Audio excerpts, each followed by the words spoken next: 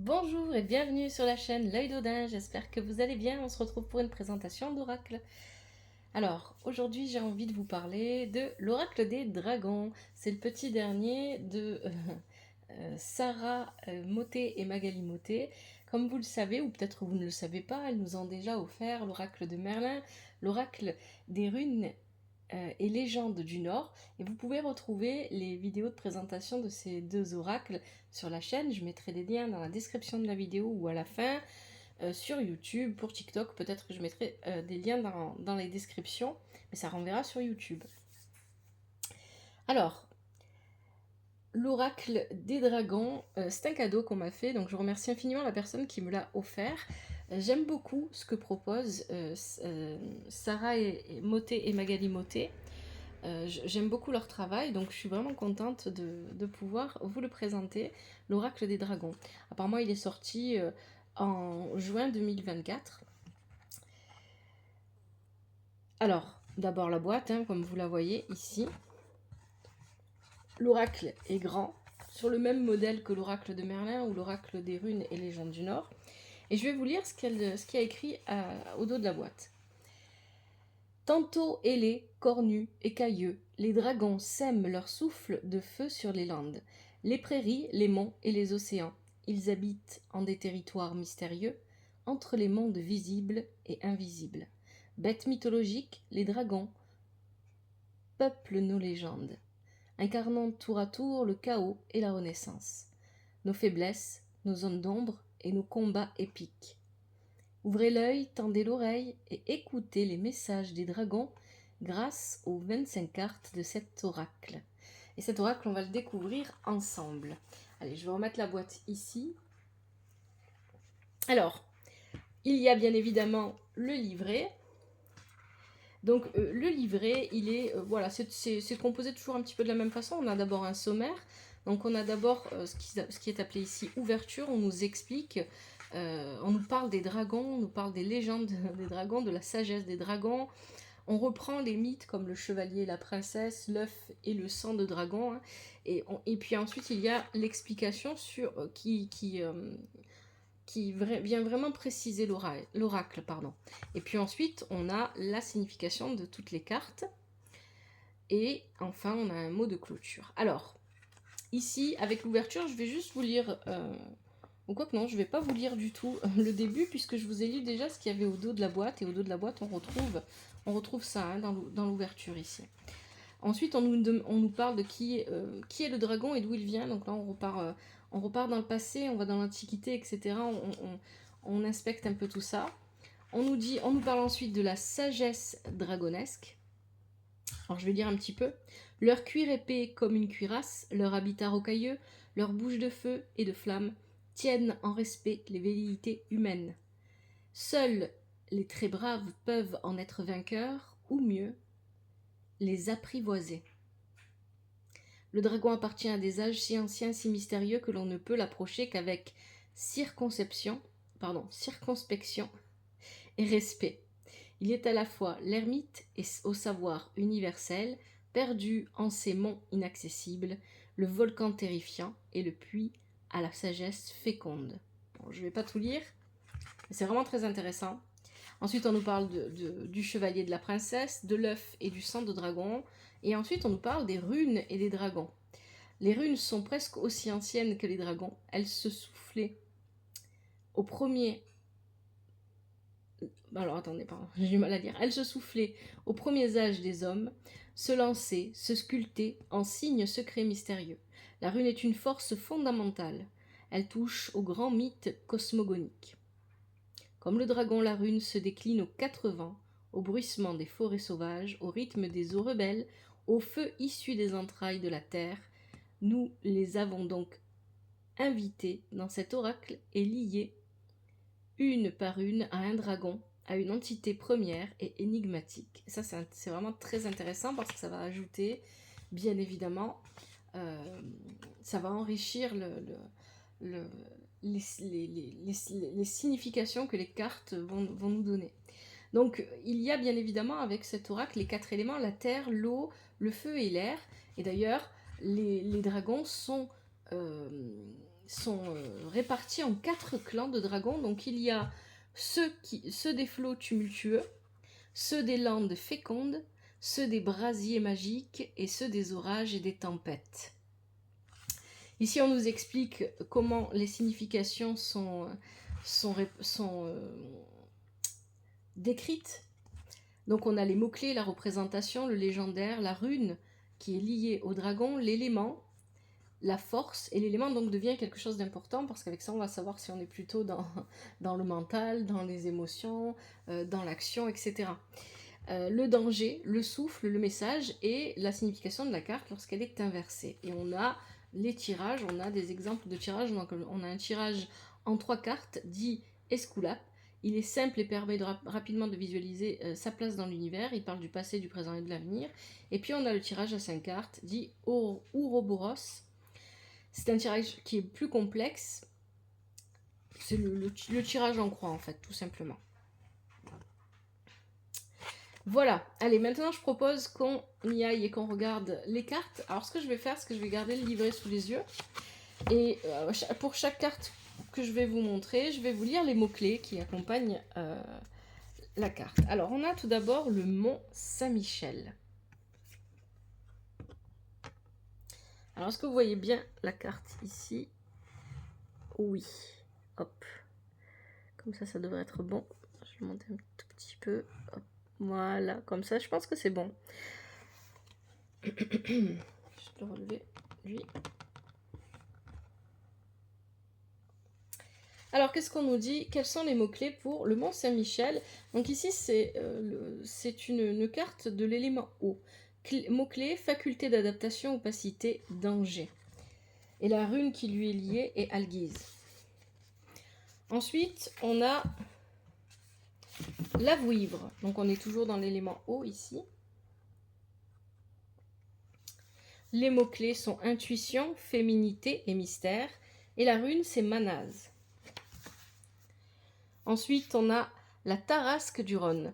Alors moi, j'étais tombée par hasard sur une photo qui montrait cette carte.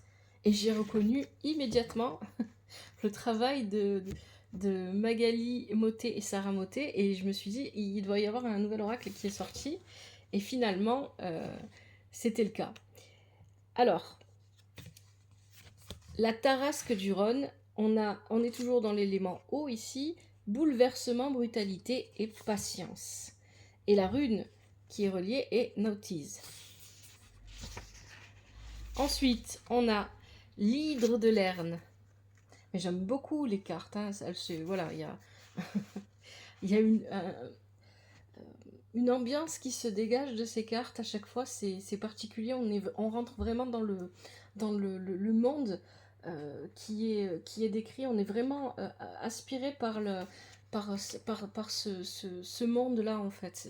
J'adore ça. Alors, les mots-clés ici pour l'hydre de Lerne: combat, dépouillement, apprentissage. On est toujours avec l'élément eau. Et la rune qui est reliée est Ewaz. Ensuite, on a le Léviathan. Toujours élément eau. Les mots-clés: passé incompris, schéma limitant, force de changement. C'est lié à la rune Othalaz. Ensuite, on a le Muirdris.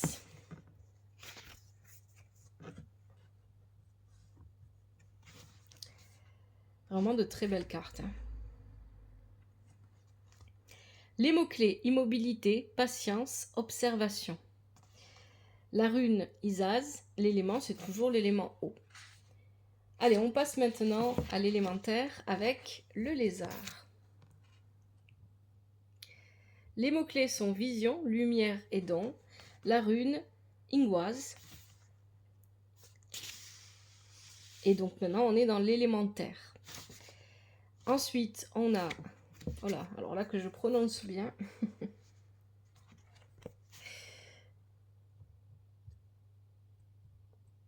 Nidhogg. Mots-clés, désordre, recentrage, quête de l'essentiel. La rune, c'est Agalaz et on est toujours dans l'élémentaire. Ensuite, on a Python.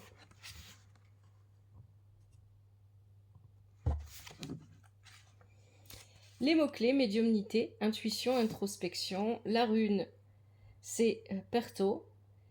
Et bien sûr, c'est toujours l'élémentaire. Ensuite, on a les chemins de Compostelle.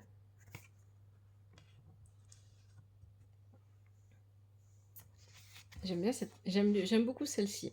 Alors, mots-clés, élévation, lâcher prise, dépouillement. La rune, he was. Et toujours l'élémentaire, bien évidemment. Ensuite, on a Esculape.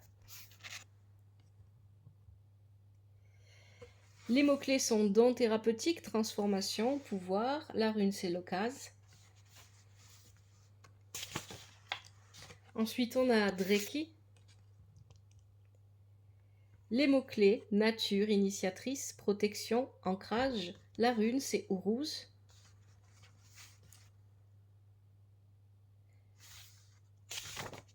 Et là, on passe à l'élément feu avec Siegfried et le dragon Fafnir.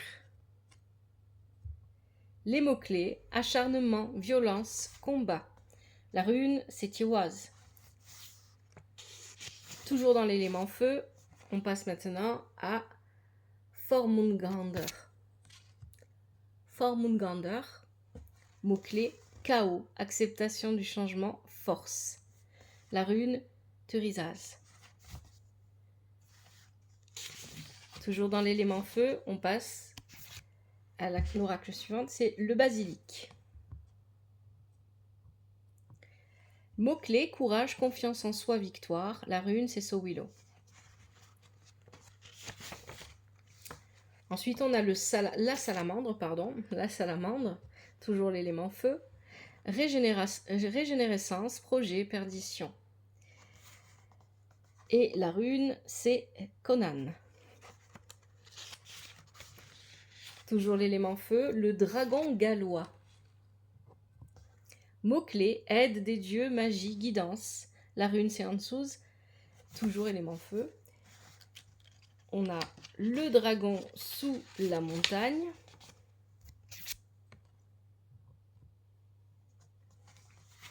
Mot-clé, dépassement de soi, épreuve, intelligence. La rune, c'est Féou. Et maintenant, on passe à l'élément air avec la libellule. La libellule qu'on a aussi dans l'oracle de Merlin. D'ailleurs, le dragon aussi est présent dans l'oracle de Merlin. La libellule qu'on a dans l'oracle de Merlin et qui nous parlait d'aller au fond de soi, de regarder ce qui se passe vraiment au fond de soi.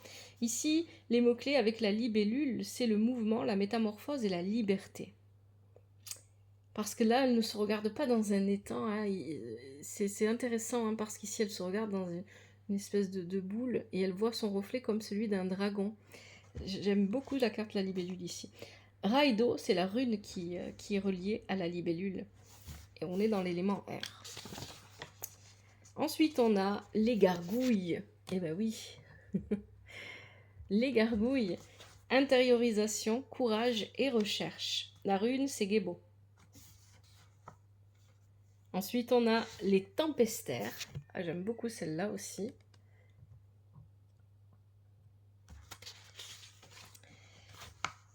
Alors, les mots-clés sont lâcher prise, graine et respect.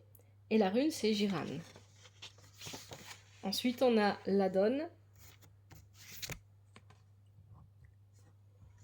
Toujours dans l'élément R. Fin d'un cycle, fidélité, ténacité. La rune, c'est Dagaz. Ensuite, on a Mélusine.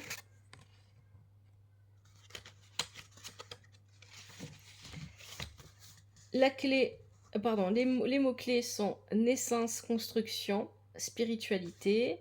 La rune, Berkanan.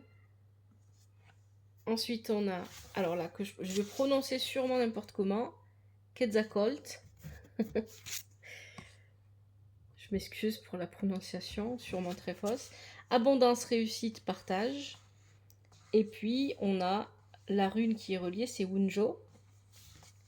Et enfin, la dernière carte de droite qui est aussi, et comme à chaque fois avec les oracles que nous proposent Sarah Moté et Magali Moté, la dernière carte de l'oracle est la meilleure carte qui ouvre le champ de tous les possibles. C'est ici l'Ouroboros.